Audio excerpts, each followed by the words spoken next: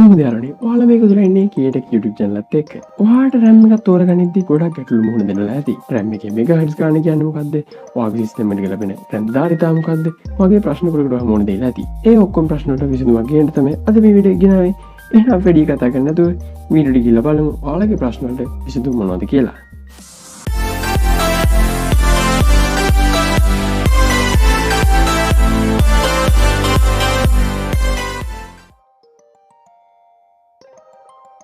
ඔයාගේ RAM එකේ මෙගාහර්ට්ස් ගාන කියන්නේ ඔයාගේ RAM එකට ප්‍රොසෙසර් එක්ක තප්පරයක් ඇතුළත දත්ත මාරු කරන වාර ගන්න කියන්නයි. මේකෙදි 1 හර්ට්ස් එකක් ගත්තොත් තප්පරයකට 1 වාරයයි. ඒ වගේම ඔයා වර්තමානයේ තියෙන DDR4 මෙගාහර්ට්ස් 3000 RAM එකක් ගත්තොත් ඒ කියන්නේ ඒ RAM එකට පුළුවන් තප්පරයක් ඇතුළත ප්‍රොසෙසර් එක්ක වාර මිලියන 3200 වතාවක් දත්ත මාරු කරන්න. හැබැයි ඔයා CPU reset වගේ software එකකින් මේ RAM එකේ ස්පෙක් එක බැලුවොත් ඔයාට පෙන්වන්නේ මෙගාහර්ට්ස් 3200 වෙනුවට ඒකෙන් භාගේ මෙගාහර්ට්ස් 1600යි කියලා. මේකට හේතුව තමයි ඔයාගේ RAM එකේ තියෙන DDR නැත්නම් double data rate කියන එකකින් තප්පරයකට යන වාරයක් ඇතුළත දත්ත දෙගුණයක් හුමාරු කරනවා. එහෙමත් නැත්නම් එක වාරයක් ඇතුළත දෙවතාවක් දත්ත හුමාරු කරනවා කියන්නයි.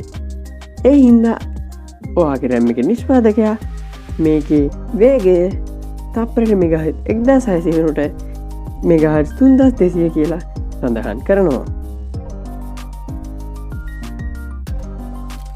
ඔයාගේ RAM එකේ serial timing එක කියන්නේ ඔයාගේ RAM එකේ latency එක කියන්නයි. ඒ හින්දා ඔයා උත්සාහ කරන්න ඕනේ අඩුම serial timing එකක් තියෙන RAM එකක් හම්බෙද්දී ගන්න. හැබැයි මෙතන තියෙන ප්‍රශ්නේ තමයි ඔයා වැඩි මෙගාහර්ට්ස් ගානක RAM එකක් ගනිද්දී මේ serial timing එකත් සාපේක්ෂව වැඩි වෙනවා.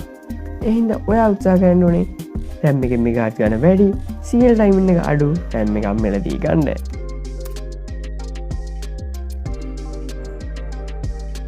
ඔයා තෝරගන්න ඕන RAM එකේ ධාරිතාව තීරණය ඉන්නේ ඔයා කරන කටයුතු අනුවයි.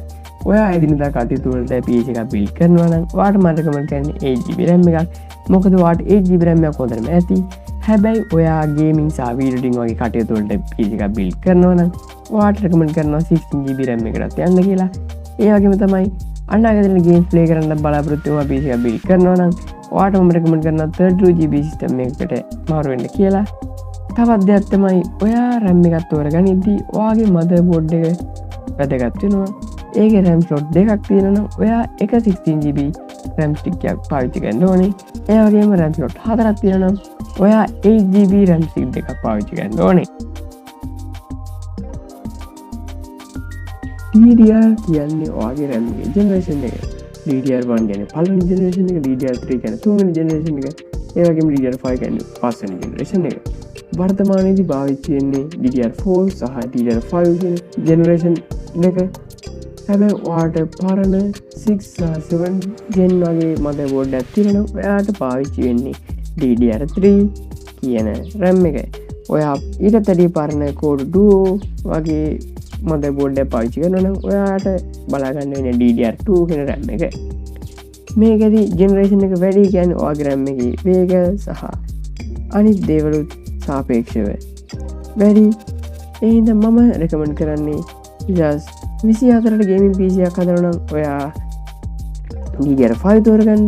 ඒ වගේම ඔයා DDR4 තෝරගන්න නම් ඔයාට සාපේක්ෂව අඩු මුදලකට DDR4 RAM එකක් මිලදී ගන්න පුළුවන්. RAM එකක් ගනිද්දී ඔයා දැනගන්න ඕන ප්‍රධාන කරුණු හතර තමයි මම මේ වීඩියෝ එකෙන් කියලා දුන්නේ. එහෙනම් අද වීඩියෝ එක මෙච්චරයි.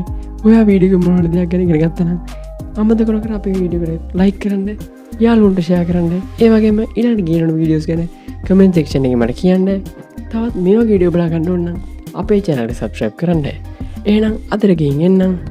තවත් මේ වගේ ටෙක් වීඩියෝ එකකින් අපි නැවතත් හමු වෙමු.